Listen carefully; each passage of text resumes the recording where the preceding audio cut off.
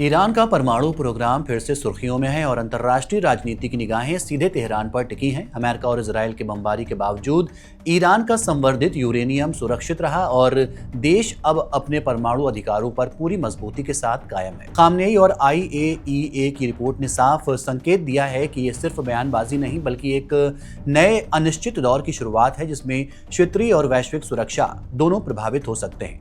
नमस्कार, मैं हूं आसिफ इकबाल और आप देख रहे हैं वन इंडिया।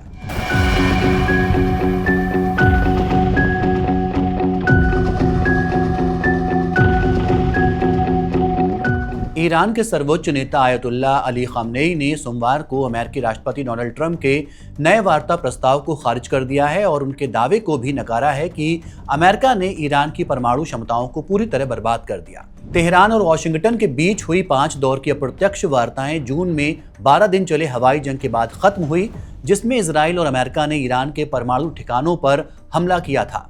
पिछले हफ्ते ट्रंप ने इजरायली संसद में कहा था कि अगर वाशिंगटन तेहरान के साथ शांति समझौता कर सके तो एक शानदार कदम होगा, खासकर गजा में इजराइल और हमास के बीच युद्ध विराम के तुरंत बाद। खामनेई ने तंज कसते हुए अब कहा है कि बहुत अच्छा, सपने देखते रहो।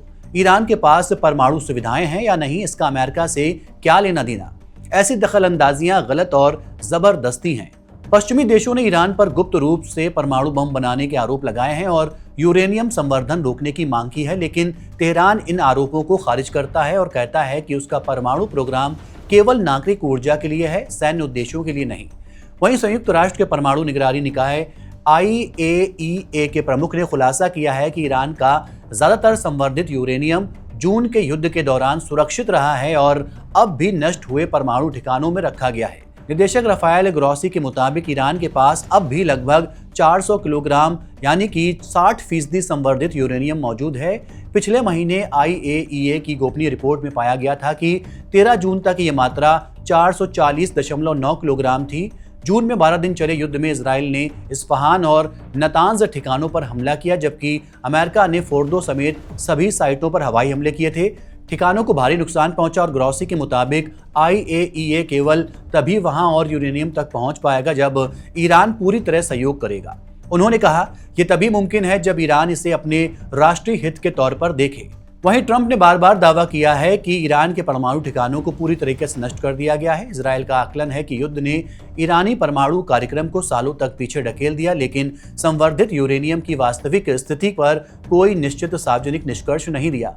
वहीं ईरान का 2015 का ऐतिहासिक परमाणु समझौता अब आधिकारिक रूप से खत्म हो गया है, जो UN सुरक्षा परिषद के प्रस्ताव 2231 के समाप्त होने के साथ मेल खाता है।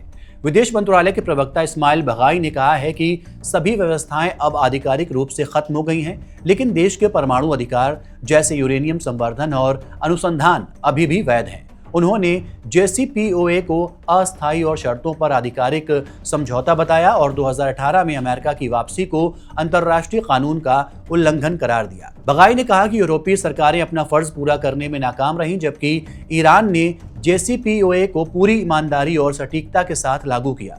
विदेश मंत्री अब्दुल्ला अरगची ने भी संयुक्त राष्ट्र को सूचित किया कि ईरान अब समझौते के बकाया फर्जों का पालन नहीं करेगा। प्रस्ताव 2231 की समाप्ति का मतलब है कि अब संयुक्त राष्ट्र का ईरान के परमाणु कार्यक्रम पर आधिकारिक निगरानी खत्म हो गई और JCPOA के तहत लागू अंतिम प्रतिबंध भी हट गए।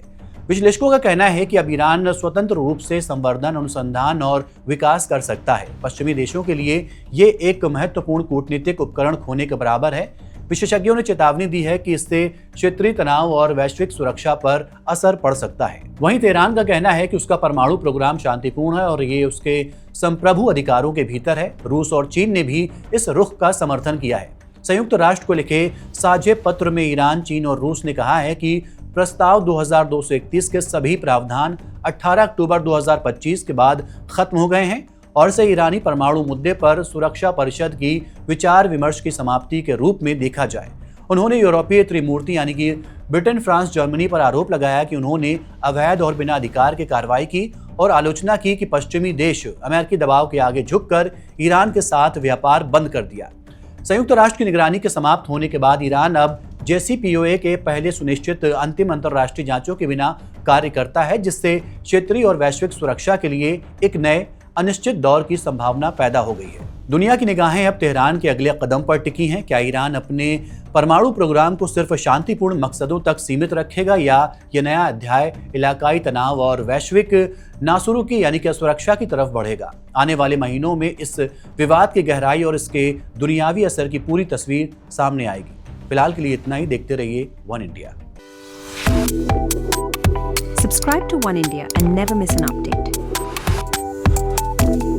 Download the One India app now.